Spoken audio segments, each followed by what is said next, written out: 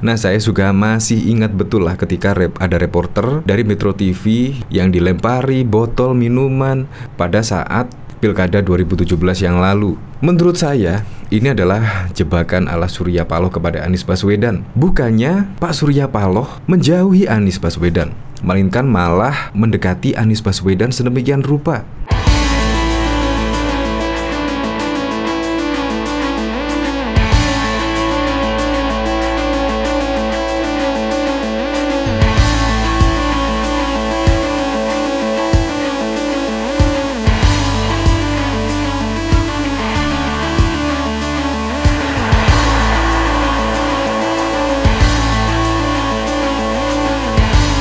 Sebelum menyaksikan video ini, pastikan bosku jangan lupa subscribe. Karena subscribe itu gratis plus bonus tonton video terbaru setiap harinya.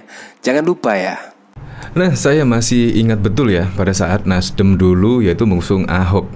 Dan bahkan di situ, yaitu bahkan pada waktu itu bermusuhan dengan Anies Baswedan. Dan bahkan saya masih ingat betul, yaitu dulu Anies Baswedan musuh Metro TV, sekarang menjadi capres Nasdem. Dan bahkan di sini, yaitu dari Nilu Jelantik minta pemimpin Nasdem ingat reporter yang dilempari pendukung Anies Baswedan. Nah, saya juga masih ingat betul lah ketika ada reporter dari Metro TV yang dilempari botol minuman, yang dibully pada saat Pilkada 2017 yang lalu. Menurut saya, ini adalah jebakan ala Surya Paloh kepada Anies Baswedan. Bukannya Pak Surya Paloh menjauhi Anies Baswedan, melainkan malah mendekati Anies Baswedan sedemikian rupa.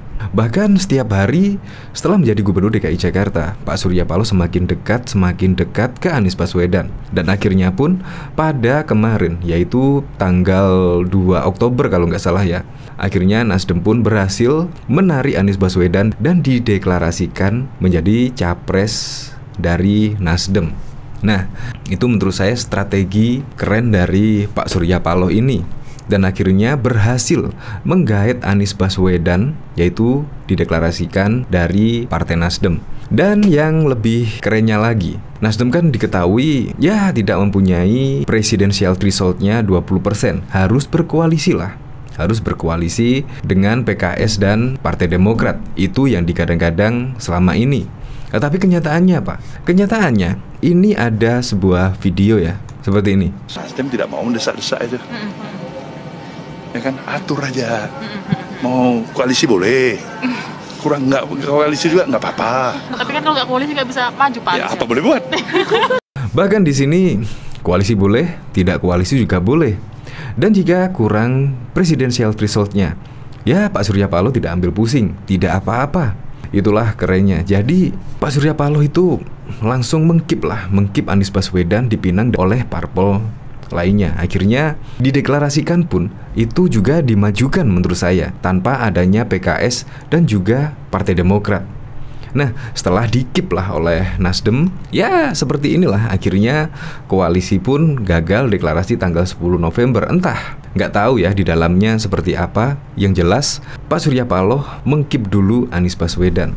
Ya menurut saya supaya tidak menjadi capres ya. Karena memang ada rekam jejak digital yang dulu kemungkinan bisa jadi Pak Surya Paloh itu menyimpan dendam. Saya sendiri saja ketika flashback di Pilkada 2017 yang lalu, saya juga merasa gimana gitu ya, miris banget melihat kelakuan pendukung Anies Baswedan pada saat itu. Tetapi Pak Surya Paloh malah mendekati Anies Baswedan dan sekarang malah dideklarasikan menjadi capres dari Nasdem. Itulah yang membuat saya bertanya-tanya, yang membuat saya heran dengan apa yang akan dilakukan Pak Surya Paloh berikutnya. Bahkan seluruh Indonesia juga heran. Pak Surya Paloh yaitu tiba-tiba mendeklarasikan Anies Baswedan sebagai capres Partai Nasdem. Nah, memang selama ini opini saya seperti itu sih. Jadi memang Pak Surya Paloh menjaga Anies Baswedan dipinang oleh partai lainnya, sehingga terlebih dahulu Surya Paloh dengan gerak cepatnya yaitu meminang Anies Baswedan. Padahal juga Nasdem perolehan kursinya juga ya nggak sebegitu besar. Ya kemungkinan Anies Baswedan tidak lolos maju sebagai capres kalau menurut saya. Karena kemungkinan bisa jadi akan diskenario koalisi perubahan oleh Nasdem, Demokrat, dan PKS akan gagal terus. Ya, bisa jadi. Untuk lebih lengkapnya simak berita berikut ini, Good News Indonesia. Ketua Umum Partai Nasdem Surya Paloh menyebut partainya terbuka untuk berkoalisi dengan partai manapun. Koalisi Nasdem tak hanya terbuka dengan PKS dan juga Partai Demokrat. Kalau saya sebagai Ketua Umum Nasdem, ya kasih kesempatan yang seluas-luasnya ya, sebaik-baiknya kepada kawan-kawan baik itu Demokrat, baik itu PKS, atau siapa saja. Ya, Nasdem tidak mau desak-desak itu. Atur saja, mau koalisi boleh, kurang nggak koalisi juga tidak apa-apa, kata Surya Paloh kepada wartawan di Nasdem Tower Menteng, Jakarta Pusat pada Sabtu 22 Oktober 2022. Paloh mengatakan, Nasdem tak ada masalah jika tidak jadi berkoalisi dengan PKS maupun juga Demokrat. Dia menyebut Nasdem tak memiliki beban yang tinggi terkait dengan pasangan koalisi. Ya, apa boleh buat jika tidak jadi berkoalisi? Gak ada masalah, kita gak ada beban yang tinggi sekali, ujarnya. Gak ada beban sama saya, jangan dipikir ini hidup matinya. Tapi hak-hak konstitusional itu jangan kita kurangi satu sama lain. Kan itu yang kita mau kan, imbuhnya. Dia menyayangkan jika hak konstitusional seseorang berkurang lantaran pertimbangan situasional. Dia mengatakan kepentingan bangsa harus berada di atas kepentingan partai. Sayang kalau enggak, hal-hal konstitusional kita kurangi karena satu dan lain hal. Pertimbangan pragmatis misalnya, pertimbangan situasional misalnya. Kalau masih tetap dipertahankan bagus, tapi menempatkan kepentingan bangsa ini di atas kepentingan partai, saya pikir kita mau konsisten di sana. Itu sebenarnya itu sumbangan juga bagi perjalanan bagi kehidupan kebangsaan kita, tuturnya. Bahkan komunikasi intens telah dilakukan Partai Nasdem, Partai Demokrat, dan PKS. Selama ini belum juga membuat ketiga partai itu deal untuk berkoalisi di Pilpres 2024. Terlihat masih ada tarik-menarik kepentingan, sehingga kesepakatan belum bisa tercapai. Kondisi ini membuat Ketua Umum Partai Nasdem Surya Paloh mengeluarkan pernyataan yang menyiratkan kepasrahan. Saat berbincang dengan wartawan di Tower Nasdem pada Sabtu 22 Oktober, Paloh menyebut bahwa PD dan PKS sebagai teman baik. Dirinya pun memberi kesempatan kepada kedua partai itu untuk berkoalisi dalam mengajukan Capres-Cawapres di 2024. Namun Paloh tidak akan memaksa kedua partai itu untuk berkoalisi dengan Nasdem. Ya, Nasdem tidak mau desak-desak itu. Atur saja, mau koalisi boleh, mau nggak koalisi juga tidak apa-apa, ucap bos media grup ini. Disinilah Paloh menyiratkan kepasrahan andai koalisi itu tidak terbangun. Namun dia memastikan Nasdem tidak punya beban. Ya, apa boleh buat jika tidak jadi berkoalisi, nggak ada masalah. Kita nggak ada beban yang tinggi sekali, ujarnya. Paloh mengisyaratkan gagalnya koalisi tidak akan menjadi bencana bagi Nasdem. Nggak ada beban sama saya, jangan dipikir ini hidup matinya, imbuhnya. Ketua DPP Nasdem Willy Aditya buru-buru menetralkan pernyataan Paloh. Menurutnya rencana deklarasi koalisi antara Nasdem, PD, dan PKS masih sesuai jadwal, yakni 10 November 2022. Hanya saja sampai saat ini belum diputuskan siapa sosok yang akan mendampingi Anies Baswedan sebagai cawapres. Willy menjelaskan pihaknya terbuka soal siapa figur cawapres yang akan dipilih. Bisa jadi partai maupun non-partai. Belum ada penentuan, masih berupa kriteria dan mekanisme. Sejauh ini masih dinamis, ujar Willy. Lalu bagaimana sikap PKS dan Demokrat menyikapi perkembangan koalisi? Soal tanggal deklarasi, juru bicara PKS Muhammad Khalid menjawab, belum pasti. Deklarasi 10 November itu adalah harapan, bukan keputusan. Katanya, ketika dikonfirmasi tadi malam, keputusan soal tanggal deklarasi koalisi jelasnya tergantung dua hal. Pertama, progres tim kecil dalam mematangkan format koalisi. Kedua, mekanisme pengambilan keputusan di masing-masing partai. Di PKS, tim kecil akan melaporkan semua hasil pembahasan ke Majelis Syuro untuk kemudian nanti diputuskan tambahnya. Sementara jubir Partai Demokrat Hersaki Mahendra Putra masih normatif merespon koalisi yang belum kunjung deklarasi ini. Komunikasi makin intens. Banyak hal yang sudah disepakati, kata Hersaki lewat sambungan telepon. Soal tanggapan deklarasi, kata Hersaki, masih bersifat usulan dari Nasdem, belum diputuskan oleh partainya. Itu usulan Nasdem, tapi kita masih bahas. Ada proses mekanisme partai, tapi kita sudah makin mengerucut, yakinnya. Sejauh ini, sebutnya tim-tim kecil yang mewakili Nasdem, PKS, dan PD rutin bertemu. Belakangan ditambah lagi dengan timnya Anies Baswedan. Pengamat politik Muhammad Qodari mencermati ada perkembangan menarik dari koalisi yang digagas Nasdem, PKS, dan Partai Demokrat yang disebutnya dengan poros gondang dia ini. Kalau kemarin-kemarin kan seolah-olah poros gondang dia itu hampir pasti terbentuk dengan deklarasi dukungan Nasdem kepada Anies. Tetapi rupanya tidak semudah itu, kata Qodari kepada Rakyat Merdeka. Dia melihat ada dua hambatan yang merintangi koalisi itu. Pertama, pernyataan Anies soal kriteria cawapres yang akan mendampinginya, yaitu memberi kontribusi dalam pemenangan, membantu memperkuat stabilitas koalisi, dan bisa membantu dalam pemerintahan yang efektif. Tiga kriteria itu membuat peluang Ketua Umum Partai Demokrat Agus Harimurti Yudhoyono mengecil. Menurut Qodari, kondisi ini pula yang membuat koalisi belum deal. Menurut saya sih cukup telak ya. Kan ada tiga kriteria itu, boleh dibilang itu semacam tamparan bagi AHY dan Demokrat. Karena AHY dan Demokrat sudah menyambut Anies dengan gegap gempita dan meriah di kantor mereka, ujarnya. Kedua, adanya perubahan sikap politik Nasdem usai Paloh menghadiri acara HUT Golkar, yang saat itu Presiden Joko Widodo berpidato soal tidak buru-buru memilih capres. Banyak pihak menilai jumlah pernyataan Jokowi mengarah ke Paloh. Misalnya pilih pemimpin yang besar, yang benar. Kemudian saat pamit pulang Pak Surya mau peluk Jokowi tapi Pak Jokowi ogah. Pak Surya juga pulang cepat.